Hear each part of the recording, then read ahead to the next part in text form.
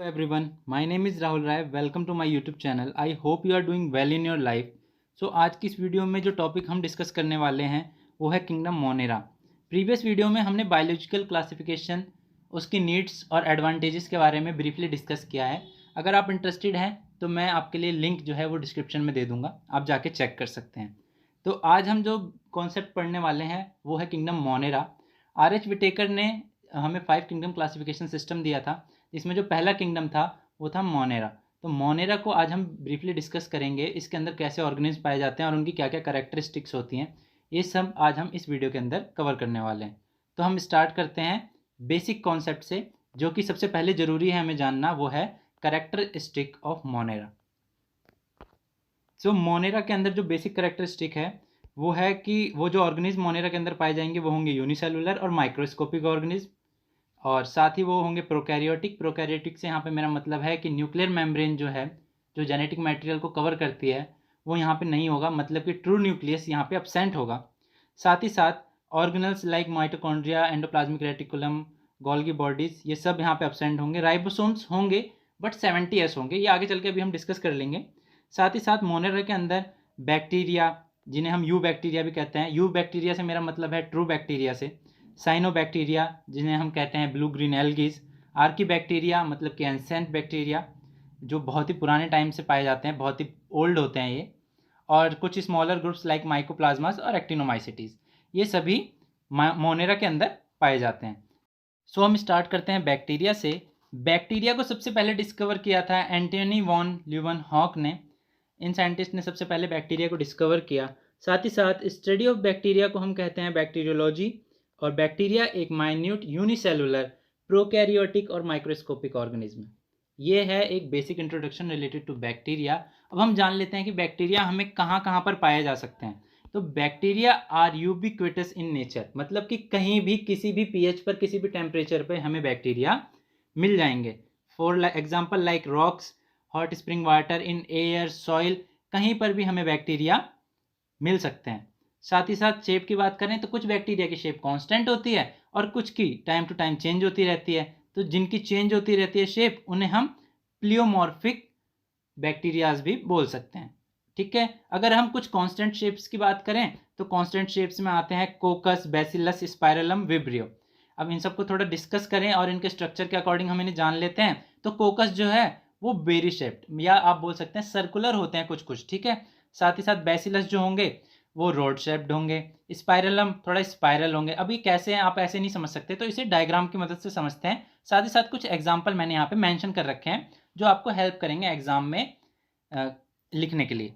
तो आगे चलते हैं। अब आप इस डायग्राम को देखिए और आपको समझ आ जाएगा कि शेप्स ऑफ बैक्टीरिया के बेसिस पे हम कैसे नाम देते हैं किसी बैक्टीरिया को। तो सबसे पहले आप देख सकते हैं यहाँ पे ये जो बेरी शेप्ड या आप बोल सकते हैं सर्कुलर शेप्ड बैक्टीरियाज हैं, इन्हें हम कहते हैं माइक्रोकोकस। इफ़ ये पेयर में हुए तो हम इन्हें कह देंगे डिप्लोकोकस। अगर ये 4 एक साथ हैं तो हम इन्हें टेट्राकोकस कह देंगे।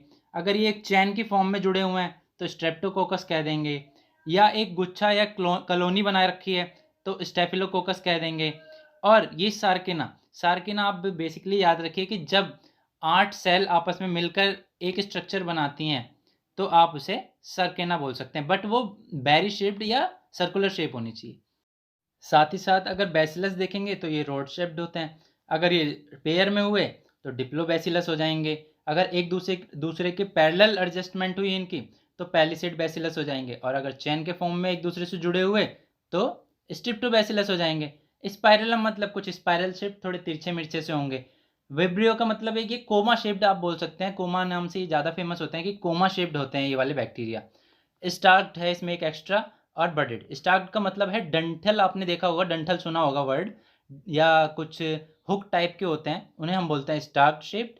और बडेड मतलब एक जैसे ही होते हैं, कुछ छोटी छोटी फॉर्म्स से और जुड़ी होती है। तो ये हैं कुछ शेप ऑफ बैक्टीरिया जिन्हें आप इनके नाम से भी, मतलब आपको ये नेमिंग में भी हेल्प करेंगे, प्लस आपको पहचानने में भी हेल्प करेंगे कि ये किस टाइप के बैक्टीरिया और इनकी शेप कैसी है। ओके, यहाँ तक आपको क्लियर हुआ कॉन्सेप्ट। तो चलते हैं नेक्स्ट स्लाइड पे। नेक्स्ट स्लाइड में हम डिस्कस कर रहे हैं बैक्टीरियल सेल स्ट्रक्चर के बारे में। बैक्टीरियल सेल स्ट्रक्चर एक बहुत ही यूनिक, क्योंकि इसके अंदर 3 लेयर स्ट्रक्चर होता है, जिसमें सबसे पहला स्ट्रक्चर होता है कैप्सूल, दूसरा होता है सेल वॉल और तीसरा होता है प्लाज्मा मेम्ब्रेन या प्रोटोप्लास्ट। तो हम स्टार्ट करते हैं कैप्सूल और इसके नेचर के बारे में हम यहाँ से स्टडी करना चालू करते हैं। तो कैप्सूल जो है वो एक जिलेटिनस सब्सटेंस या हम उसे स्लाइम बोल सकते हैं, उसका बना होता है जो सीक्रेट किया जाता है प्रोटोप्लास्ट मतलब कि प्लाज्मा मेम्ब्रेन द्वारा, जिसको हम अनदर वर्ड में कहते हैं स्लाइम लेयर, और जो किसकी बनी होती है, पॉलीसैकेराइड की। तो मैंने बहुत ही बेसिक आपको पॉइंट्स में यहाँ पे नोट्स बना के दे दिए हैं। आप चाहें तो इसे कॉपीज़ में लिख भी सकते हैं और याद भी कर सकते हैं बहुत ही ईजिली तरीके से। साथ ही साथ सेल वॉल सेकेंड लेयर है हमारी, जो कि थोड़ी सी टफ होगी, रिजिड होगी, और सेकेंड कवरिंग है और एक प्रोटेक्शन प्रोवाइड करती है किसे, प्रोटोप्लास्ट को। और सेल वॉल बनी होती है हमारी पेप्टाइडोग्लाइकन की, जिसे हम म्यूरिन या म्यूकोपेप्टाइड भी कहते हैं। आप बेसिक फॉर्म पे याद रखिए पेप्टाइडोग्लाइकन। पेप्टाइडोग्लाइकन की जो कंपोजिशन होती है उसके अंदर हमें एसिटाइल ग्लूकाजामिन, एसिटाइल म्यूरामिक एसिड और पेप्टाइड्स मिलते हैं। साथ ही साथ आपको बता दूं, सेल वॉल से रिलेटेड एक जनरल क्वेश्चन आता है कि ग्राम पॉजिटिव बैक्टीरिया, पॉजिटिव का मतलब है एडिशन, तो ये थोड़ी सी इसकी सेल वॉल थिक होगी as compare to gram negative bacteria. यहाँ पे आप देखिए साथ में ही आपको मैं टिप्स और ट्रिक्स दोनों ही याद करने की देता जा रहा हूँ। तीसरा पॉइंट है हमारा प्लाज्मा मेम्ब्रेन।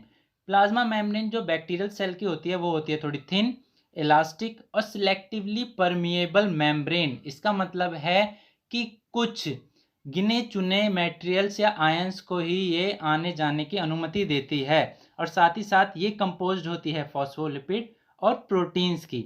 आगे चल के हम कुछ और ऑर्गेनल्स वगैरह और साइटोप्लाज्मिक इंक्लूजन्स के बारे में जान लेते हैं कि बैक्टीरिया के अंदर क्या क्या चीज़ें पाई जाती हैं और क्या क्या चीज़ें नहीं पाई जाती।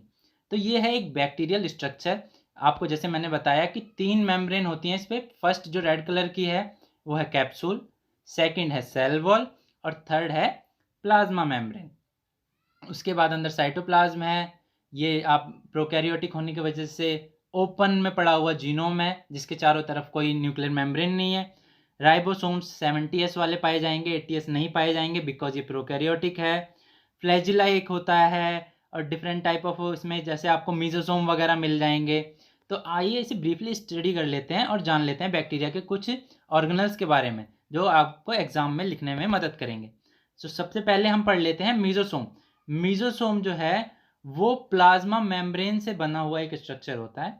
प्लाज्मा मेम्ब्रेन जब अंदर की तरफ फोल्ड हो जाता है तब मीजोसोम का फॉर्मेशन होता है। ठीक है, मीजोसोम आप यहाँ पे देख सकते हैं, देखिए ये प्लाज्मा मेम्ब्रेन रेड वाली लेयर जो है, और ये अंदर की तरफ फोल्ड होकर एक स्ट्रक्चर बना लिया मीजोसोम।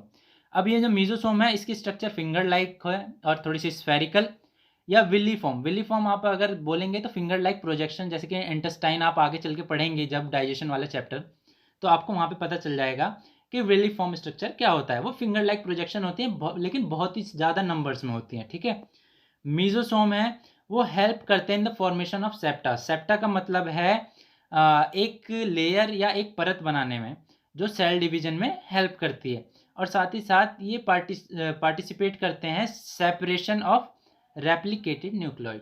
तो यहाँ पे इसके फंक्शन प्लस स्ट्रक्चर दोनों आपको समझ में आ चुके होंगे कि मीजोसोम का क्या वर्क है और उसका स्ट्रक्चर कैसा होता है। नेक्स्ट ऑर्गेनल जो है हमारा वो है फ्लैजिला।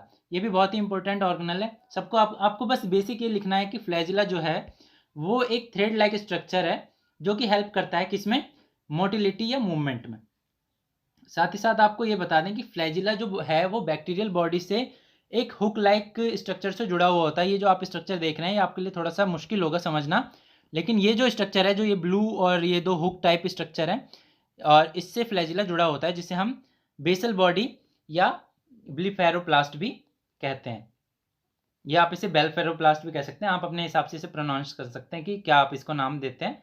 बेशक आप इसे बेलफेरोप्लास्ट भी कह सकते हैं। साइटोप्लाज्म एक पूरा एक्वस सॉल्यूशन या सेमी फ्लूइड या जो कि कोलाइडल स्टेट में होता है, जिसके अंदर different type of carbohydrate, lipids, protein, enzyme, coenzyme, vitamin वगैरह पाए जाते हैं। तो साइटोप्लाज्म हो गया आपका कवर अप। इसके बाद साइटोप्लाज्मिक इंक्लूजन, अगर आपको मैंने बताया कि राइबोसोम जो इसके साइटोप्लाज्म के अंदर पाए जाएंगे वो 70s होंगे, और 70s राइबोसोम की वजह से हम इस साइटोप्लाज्म को ग्रैनुलर बोलेंगे। ग्रैनुलर मतलब होता है थोड़ा दानेदार। ठीक है, दानेदार होने का वजह क्या है, राइबोसोम्स। तो जो 70 राइबोसोम इसमें पाए जाते हैं उसे हम इसी वजह से इसे पॉलीराइबोसोम्स भी कहते हैं। प्लस माइटोकॉन्ड्रिया और endoplasmic reticulum, Golgi bodies, lysosome, vacuoles, ये सब इसमें अब्सेंट होते हैं। साथ ही साथ फोटोसिंथेटिक बैक्टीरिया के अंदर ये एक एक्सेप्शन भी है, प्लाज्मा मेम्ब्रेन से ना वेसिकुलर थैलकॉइड्स बोल सकते हैं या थैलीनुमा कोई स्ट्रक्चर बन जाता है जो बैक्टीरिया क्लोरोफिल या प्रोटीन्स को अपने अंदर रखता है। तो ये एक एक्सेप्शन है, ये फोटोसिंथेटिक बैक्टीरिया, क्योंकि देखिए हमें क्लोरोफिल चाहिए फूड बनाने के लिए। अगर फोटोसिंथेटिक बैक्टीरिया है तो जाहिर सी बात है उसके अंदर क्लोरोफिल होगा। तो ये एक एक्सेप्शन है कि एक वेसल टाइप का या वेस्कुलर ऑर्गेनल पाया जाता है किसमें, फोटोसिंथेटिक बैक्टीरिया में। अब न्यूक्लियोइड की बात करें तो ट्रू न्यूक्लियस तो इसके अंदर एब्सेंट होता है, न्यूक्लियर मेम्ब्रेन होती नहीं है, तो न्यूक्लियोइड बोला जाता है उस स्ट्रक्चर को जहाँ पे न्यूक्लियर मेम्ब्रेन नहीं होगी और जीनोम ओपन में साइटोप्लाज्म के अंदर पड़ा रहता है। साथ ही साथ जो जीनोम होता है वो सर्कुलर होगा, रिंग लाइक स्ट्रक्चर होगा, और डबल स्ट्रैंडेड डीएनए मॉलिक्यूल्स होते हैं जिसके कोई फ्री एंड नहीं होंगे, क्योंकि अगर सर्कुलर है तो जाहिर सी बात है वो लास्ट में या उसके एंड टर्मिनल पर वो एक दूसरे से जुड़े होंगे।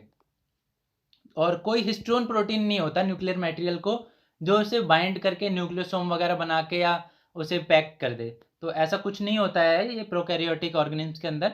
बेसिक न्यूक्लियोइड होता है जिसमें ओपन में या साइटोप्लाज्म के अंदर जीनोम पड़ा रहता है। नेक्स्ट जो है वो है प्लाज्मिड। प्लाज्मिड आप देखेंगे तो प्लाज्मिड को हम एक्स्ट्रा क्रोमोसोमल डीएनए भी कहते हैं। ये जो जीनोम हमारा प्रोकैरियोटिक जीनोम होता है उसके अलावा एक डीएनए स्ट्रैंड या बोल सकते हैं सर्कुलर डीएनए होता है। आप यहाँ पे देख रहे हैं ये है बैक्टीरियल डीएनए जिसे न्यूक्लियोइड भी बोलते हैं, और साथ में यहाँ पे हैं कुछ प्लाज्मिड्स। तो प्लाज्मिड जो है वो रेप्लिकेट होते रहते हैं इंडिपेंडेंटली और इनकी एक अलग आइडेंटिटी होती है। बेसिकली आपको अगर बताऊं इसका फंक्शन तो ये आपको क्लोनिंग में हेल्प करेंगे, जेनेटिक इंजीनियरिंग में हेल्प करेंगे। तो इसका रोल थोड़ा सा अलग है, आगे चलकर आप नेक्स्ट क्लास में 12th में आप जब जेनेटिक इंजीनियरिंग या बायोटेक्नोलॉजी के चैप्टर पढ़ेंगे तो आपको समझ में आ जाएगा कि प्लाज्मिड का क्या रोल होता है।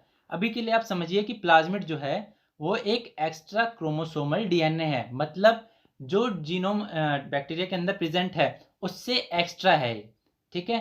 अब ये जो प्लाज्मिड है इसके ऊपर कुछ फैक्टर्स या कुछ जीन्स पाए जाते हैं, ठीक है। कुछ जीन्स को मैंने यहाँ पे मेंशन करा है जो कि इंपॉर्टेंट है, जैसे कि एफ फैक्टर जो कि फर्टिलिटी के लिए काम करता है, आर फैक्टर रेजिस्टेंस के लिए, जैसे कि कोई एंटीबॉडी या कुछ एंटीजन बाहर से आते हैं तो उसके लिए एंटीजन बनाना, तो अभी तो रेजिस्टेंस कर पाएगा, ठीक है। NIF जीन्स बोल सकते हैं, निफ जीन्स बोल सकते हैं आप, जो कि नाइट्रोजन फिक्सिंग जीन्स होते हैं, आपको पता होगा। तो ये सारी चीज़ें आप आगे चल के आपको और भी ज़्यादा जानकारी मिल जाएगी जब हम इकोनॉमिक इंपोर्टेंस पढ़ेंगे बैक्टीरिया का नेक्स्ट वीडियो के अंदर। तो हम यहाँ पे डिस्कस कर लेंगे नाइट्रोजन फिक्सिंग बैक्टीरिया के बारे में, और जो फर्मेंटेशन वगैरह होता है ये सारी चीज़ें हम आगे चल के डिस्कस कर लेंगे। I hope you get the concept which we will discuss in this video, and you will also comment for any query and suggestion. If you like the video, please subscribe to my channel and hit the like button. Thank you.